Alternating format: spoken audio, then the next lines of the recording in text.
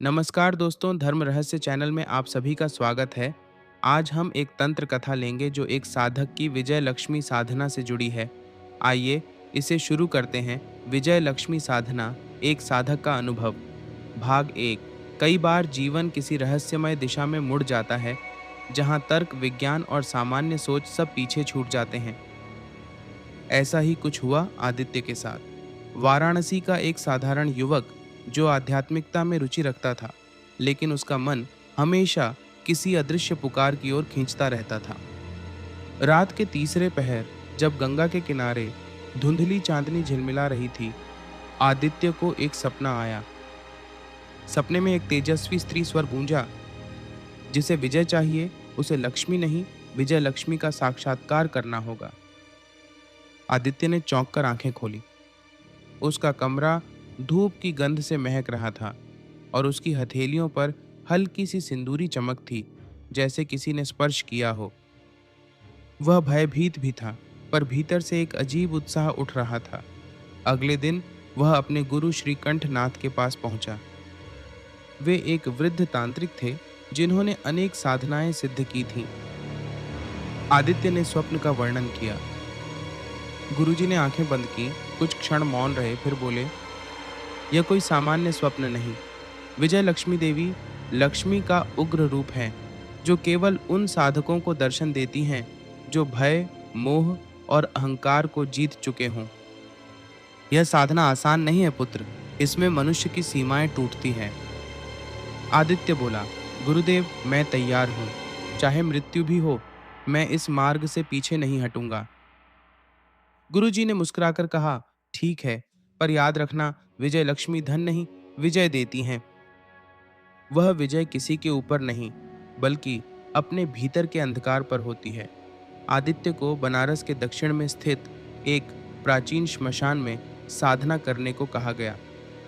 गुरुजी ने उसे एक गोपनीय यंत्र, कुछ मंत्र और एक कुमकुम भरी चांदी की डिब्बी दी। उन्होंने चेतावनी दी, साधना 30 रातों की है। तीसरी रात्रि के अंत में जो प्रकट होगा, उसे देखकर भयभीत मत होना। यदि हृदय विचलित हुआ तो साधना अधूरी रह जाएगी। रात आई। श्मशान की चिता बुझ चुकी थी। दूर से बस कुछ जुगनू और मंद गंधक की सुगंध हवा में तैर रही थी। आदित्य ने रेखा खींचकर आसन बनाया, यंत्र को स्थापित किया और एयूएम श्रीं ह्रीं विजय लक्ष्म्याय नमः का जाप प्रारंभ किया। घंटों बीते। धीरे धीरे वातावरण बदलने लगा। ठंडी हवा जैसे किसी अदृश्य उपस्थिति को लेकर आई। मंत्रों के बीच अचानक उसे लगा कि कोई उसके पीछे खड़ा है। उसका शरीर कांप उठा, पर उसने आंखें नहीं खोली। उसके कानों में एक मधुर स्वर फुसफुसाया, साधक, क्या तू विजय चाहता है या वैभव? आदित्य ने उत्तर दिया, माँ, मुझे स्वयं पर विजय चाहिए। एक पल को मौन छा गया। फिर कहीं दूर से शंख की आवाज सुनाई दी और उसकी साधना की दिशा बदल गई। अग्नि और भय की परीक्षा। दूसरी रात जब वह फिर साधना के लिए पहुंचा, तो श्मशान का दृश्य अलग था, जैसे पूरा स्थल किसी अदृश्य ऊर्जा से कंपन कर रहा हो। आसमान में घने बादल, बिजली की लहरें और उसके आसन के चारों ओर अग्निवलय बनने लगे। गुरु के शब्द याद थे, भय को वश में करना ही पहला चरण है। आदित्य ने मंत्र जारी रखा। अचानक उसके सामने एक भयंकर रूप प्रकट हुआ। काली आभा, रक्त जिह्वा, त्रिशूल धारिणी। वह गर्जी, तू मनुष्य होकर भी देवी को बुला रहा है? जानता नहीं, यह अग्नि तुझे भस्म कर देगी। आदित्य ने मन में प्रार्थना की, यदि आप ही विजय लक्ष्मी हैं तो मुझे भय से मुक्त कर दें। वह भयंकर रूप मुस्कुराया, अग्नि बुझी और उसी ज्वाला से एक तेजस्वी स्त्री प्रकट हुई। उसके चारों ओर स्वर्ण और अग्नि की मिश्रित आभा थी। वह देवी विजय लक्ष्मी थी। उनकी आंखों में करुणा थी, पर उनमें एक असह्य तेज भी था। वे बोली, तू भय पर विजय पा चुका है, पर अभी अहंकार की परीक्षा बाकी है। जो यह सोचता है कि उसने देवी को पा लिया, वही सबसे पहले गिरता है। आदित्य ने शीश झुकाया। माँ, मैं केवल आपका शरणागत हूँ। विजय लक्ष्मी ने मुस्कुराकर कहा, अगली रात तेरा मस्तिष्क ही तेरा शत्रु बनेगा, तैयार रह। और वे अंतर्धान हो गईं। आदित्य के शरीर में हल्का कंपन था, लेकिन मन में एक अजीब शांति उतर आई थी। उसने महसूस किया, ये कोई साधारण दर्शन नहीं, यह आत्मा की गहराई का आरंभ है। गंगा किनारे भोर की धुंध में काशी धीरे धीरे जाग रही थी। पिछली रात के दर्शन ने आदित्य के भीतर ऐसी शांति बोई थी, जैसे किसी पुराने घाव पर औषधि रख दी गई हो। मगर गुरु के शब्द बार बार कानों में बजते, अगली रात तेरा मस्तिष्क ही तेरा शत्रु बनेगा। आदित्य ने संकल्प किया कि आज वह अपने मन की हर चाल पहचान कर पार करेगा। दिन भर उसने कम बोला, भोजन सरल रखा और सांझ ढलते ही वही चंद्रकला, वही श्मशान, वही गाढ़ा सन्नाटा, सब कुछ अपनी जगह उपस्थित था।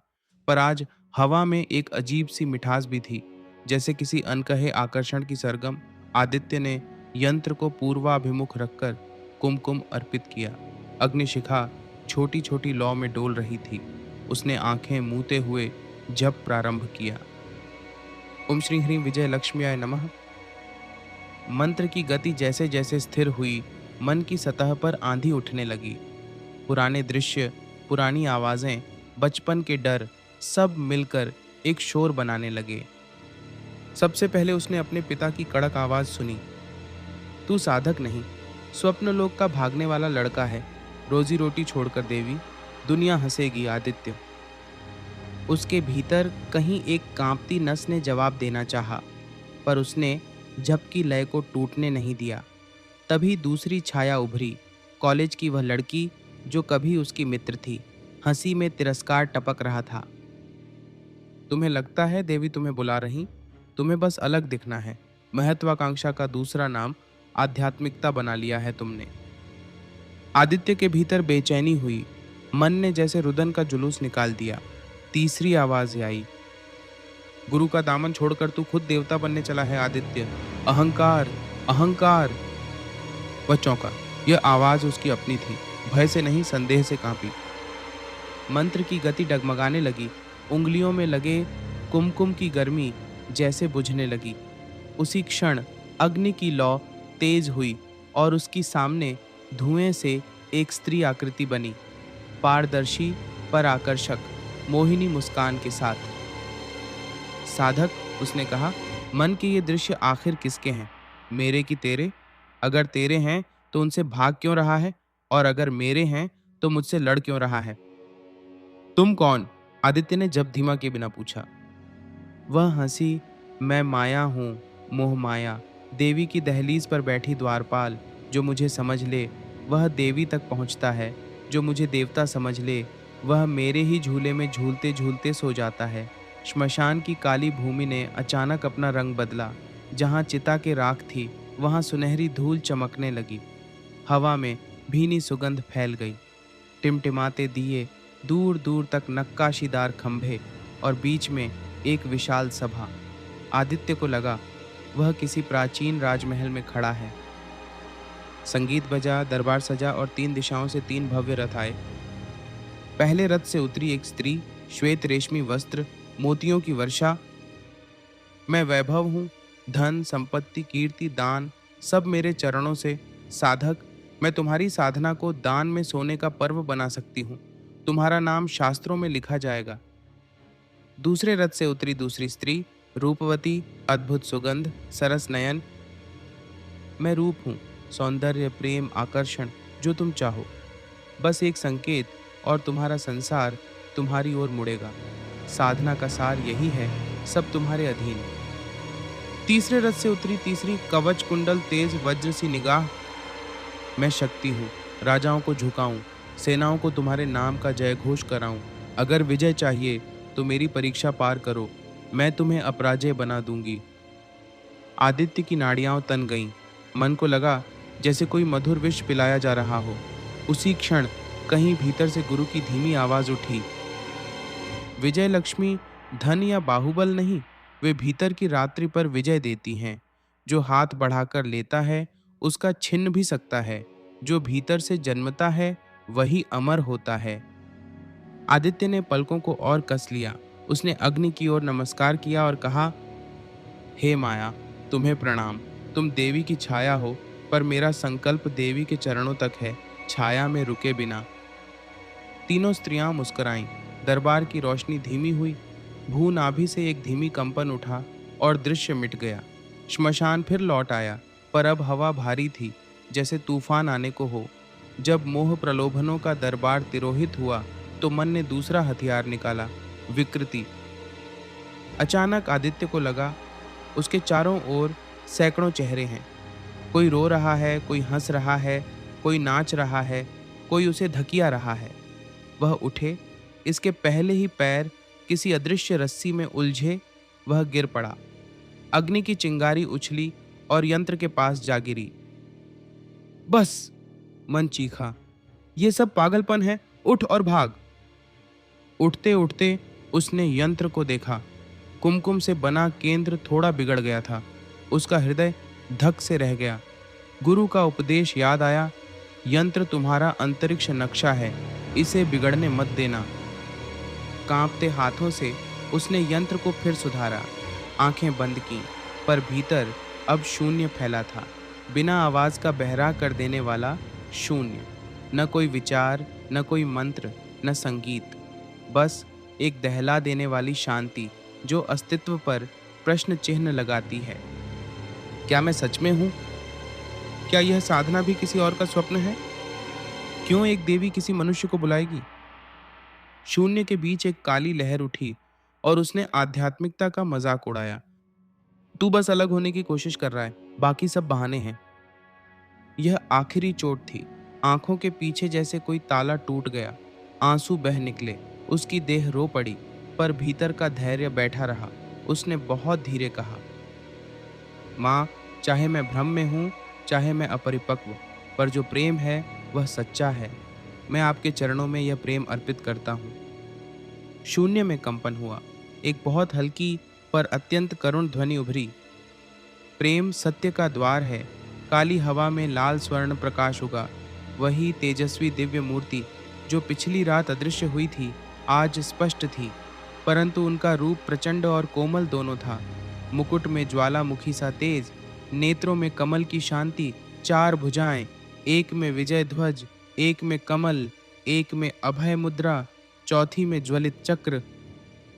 साधक, देवी का स्वर समुद्र सा था। तू माया के 3 आंगनों से गुजरा, वैभव, रूप, शक्ति, पर चौथा आंगन भी है, विवेक। बिना विवेक के विजय भी अहंकार है। अपनी अगली रात मुझ तक पहुंचने के लिए तू अपने भीतर उतरकर वह गांठ ढूंढ जो तुम्हें सबसे ज्यादा पीड़ा देती है। वही गांठ तुम्हारी हार की जड़ है। माँ, वह गांठ कैसी पहचानी जाए? जिसे छूने से तुम्हें लज्जा होती है, जिसे याद करते ही देह कांपती है, वही। उसे मेरे हवन में अर्पित करना, पर याद रख, यह अर्पण प्रतीक नहीं, घटनात्मक होगा। जो अर्पित करेगा उसी का त्याग होगा। क्या तुम तैयार हो? आदित्य के भीतर एक पुराना बरामदा खुल गया। वह 12 वर्ष का था। पिता के तानों के बीच माँ की चुप्पी, स्कॉलरशिप न मिलने का अपमान, मित्र का विश्वासघात, बस एक के बाद एक चुभते हुए टुकड़े। पर इन सब के पीछे जो ढंसा हुआ कांटा था, वह एक ही था, निष्प्रयोज्यता का भय। उसने धीमे से कहा, माँ, मैं तैयार हूं। देवी ने एक करुण मुस्कान दी और अंतरिक्ष में एक मंत्र जल उठा। ओ यूं ह्रीं श्रीं विजयायै नमः, हृदय ग्रंथिम भिन्न भिन्न स्वाहा। यह मंत्र तुम्हारे हवन का बीज होगा। आज नहीं, कल मध्य रात्रि को आहुति देते समय तुम्हें वह स्मृति सचमुच जानी पड़ेगी, केवल शब्द नहीं, घटना की तरह, और जो बचेगा वही तुम होगे। देवी की आभा मंद हुई। उनके जाने के बाद श्मशान का सन्नाटा वैसा ही था, पर आदित्य अलग था, जैसे किसी ने भीतर एक खिड़की खोल दी हो। वह आंखें खोले खड़ा रहा। गंगा की तरफ से हवा आई, राख का एक दाना उसके ललाट पर लगा। उसने उसे प्रसाद की तरह स्वीकार कर लिया। अगली संध्या गुरुजी आश्रम के पिछवाड़े प्रतीक्षा कर रहे थे। आदित्य ने सब बताया। गुरुजी ने आंखें बंद कीं, फिर बोले, विवेक की परीक्षा सबसे कठोर होती है, उसमें छल नहीं चलता। आज तुम उपवास रखोगे, बस जल और थोड़ी सी तुलसी पत्ती। रात में हवन होगा, एकांत, पर तुम्हारा हृदय भरा होना चाहिए। जो भी घटना तुम अर्पित करोगे, उसे पूर्ण भाव से जीना होगा। रोना, कांपना, श्वास टूटना, कुछ भी हो, पर मंत्र न टूटे। और अगर टूट गया तो? गुरुजी ने सीधे देखा। तो वही गांठ तुम्हारी नियति तय करेगी। फिर सालों की तपस्या भी उसी गांठ को पुष्ट करती रहेगी। साधक का शत्रु बाहर नहीं, वही गांठ है। आदित्य ने सिर झुका दिया। देर रात जब वह श्मशान पहुंचा, गगन में बादल घिर रहे थे। उसने मंजूषा से कुश, समिधा, तिल, गुग्गुल और कुमकुम निकाला। यंत्र के दक्षिण में लघुकुंड बनाया। हृदय तेज धड़क रहा था, पर आंखें नर्म थीं। उसने आकाश की ओर देखा। माँ, मैं आ रहा हूं, पर मुझे अकेला मत छोड़िएगा। मध्य रात्रि को पहला आहुति दर्पण जला। मंत्र उच्चरित हुआ। ओम ह्रीं श्रीं विजयाय नमः। हृदय ग्रंथिम भिन्नि भिन्नि स्वाहा। पहली आहुति के साथ वह बचपन के आंगन में जा पहुंचा। पिता का कठोर चेहरा, रिपोर्ट कार्ड और एक वाक्य, तू किसी लायक नहीं। आदित्य का शरीर कांप गया, गर्दन झुक गई, आंखें नम। उसने दूसरा घृत डाला। भिन्नि भिन्नि स्वाहा। दूसरी आहुति के साथ उसे कॉलेज का वह दिन दिखा। मंच पर प्रतियोगिता का परिणाम, उसका नाम नहीं और पीछे से आती हंसी। तुम्हें मंच नहीं, मंदिर चाहिए। वह मुस्कुराया आंसू के साथ। तीसरी आहुति। अब वह एक गहरे कमरे में था, जहां माँ चुप बैठी थी। पिता की आवाज बाहर से आ रही थी। माँ ने उसके सर पर हाथ रखा, पर शब्द नहीं निकले। चुप्पी, यही सबसे बड़ा घाव। आदित्य फूट पड़ा, पर मंत्र चलता रहा। हर आहुति के साथ स्मृतियां टुकड़ों में उठकर अग्नि में गिरती रहीं, और हर बार एक अजीब सी गर्मी उसके भीतर फैलती गई, जैसे कोई गांठ ढीली हो रही हो, जैसे कोई ताला खुल रहा हो। आखिरी आहुति से पहले उसने धरती को छुआ, आंखें बंद कीं और बहुत धीरे कहा, मैं अपने भीतर की निष्प्रयोज्यता देवी को अर्पित करता हूँ। जो शेष बचे वह आपका सेवक हो। आखिरी आहुति। भिन्नि भिन्नि स्वाहा के साथ बिजली कड़की।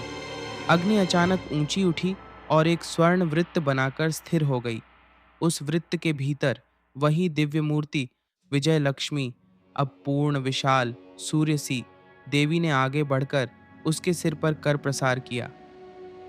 तुमने गांठ दिखा दी, पर यह जान लो, गांठ काट कर फेंकना नहीं, उसे प्रकाशित करना ही मुक्ति है।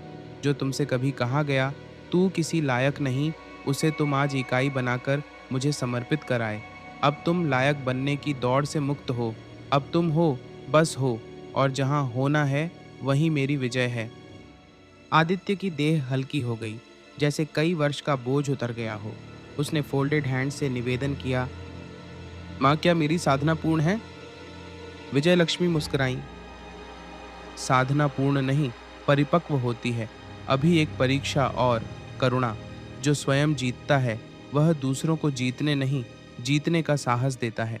कल रात, अंतिम रात्रि, तुम्हें एक भटकी हुई आत्मा मिलेगी। उसे मोक्ष देना होगा, तभी तुम मेरे नाम के साथ अपनी यात्रा जोड़ पाओगे।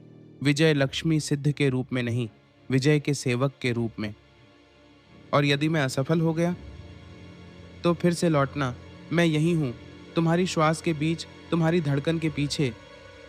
देवी का प्रकाश धीरे धीरे सिमट कर अग्नि में विलीन हो गया। श्मशान फिर शांत, उसी चिर परिचित राख की गंध के साथ। पर आज वह राख प्रसाद सी थी। आदित्य ने हवन कुंड के पास ललाट टेक दिया। दूर कहीं से शंख बजा और उसे लगा गंगा की लहरें आज कुछ धीमे, कुछ प्रेम से बह रही हैं, जैसे माँ ने कंधे पर हाथ रखकर कहा हो, चल अब अंतिम पग। सुबह वह आश्रम लौटा तो गुरुजी तुलसी क्यारी के पास बैठे थे। आदित्य उनके चरणों में बैठ गया। गुरु ने उसके चेहरे पर उगी हल्की मुस्कान पढ़ ली। गांठ खुल गई? हाँ गुरुदेव, पर देवी ने कहा, करुणा की परीक्षा शेष है। एक भटकी आत्मा को मुक्त करना होगा। गुरु ने सिर हिलाया। विजय बिना करुणा शुष्क है, करुणा बिना विजय अंधी। आज दिन भर जप करना, पर किसी भिखारी, किसी पशु, किसी थके हुए को पानी अवश्य देना। करुणा साधना के बाहर भी करनी होती है, तभी भीतर सचमुच उतरती है। उस दिन आदित्य ने आश्रम के बाहर बैठी एक वृद्धा को दलिया खिलाया, एक प्यासे कुत्ते को पानी दिया और एक बालक के फटे चप्पल सेल दिए। अजीब सी तृप्ति मिली, वैसी जो किसी उपाधि से नहीं मिलती। रात के ढलते ही वह फिर श्मशान की ओर चल पड़ा। उसके कदमों में आज न घबराहट थी, न विजय का उत्साह, बस एक शांत तत्परता, जैसे मन ने कहना सीख लिया हो, जो होगा हम मिलकर सहेंगे। श्मशान में आज हवा भारी थी। कहीं कहीं धीमे धीमे कंठ रो रहे थे, जैसे किसी कफन की सिलवटों में अटकी आवाज। आदित्य ने यंत्र के उत्तर में छोटा दीप रखा और बैठ गया। जब शुरू हुआ, किसी क्षण एक कुरकुरी हंसी हवा चीरती हुई निकली। न मखौल, न दया, बस शून्य से उठी हुई आवाज। राख में से एक धुंध सी आकृति उठी, युवा, पर चेहरा बिखरा हुआ, जैसे टूटे शीशे से बने चित्र। साधक, आवाज आई, मुझे करुणा चाहिए, पर मैं करुणा के काबिल नहीं। मैंने जीवन में छल किया, प्रेम को अपमानित किया और मरते वक्त पछताया नहीं। मुझे मुक्त करोगे या मेरी पगडंडी में तुम भी उलझ जाओगे? आदित्य ने सांस रोकी। यह वही परीक्षा थी जिसे देवी ने कहा था। उसने हाथ जोड़कर बस इतना कहा, यदि देवी की कृपा से संभव हो तो आज तुम्हें दिशा दूंगा, पर पहले तुम मुझे अपनी कहानी बता दो, बिना झूठ, बिना बहाना। धुंध ने आकार बदला, चिता की राख उछली और कहानी शुरू हुई, इतनी अग्राह्य, इतनी मानवीय कि श्मशान की मिट्टी भी सुनने लगी। आगे क्या हुआ जानेंगे अगले भाग में। आप सभी का दिन मंगलमय हो। जय मां पराशक्ति।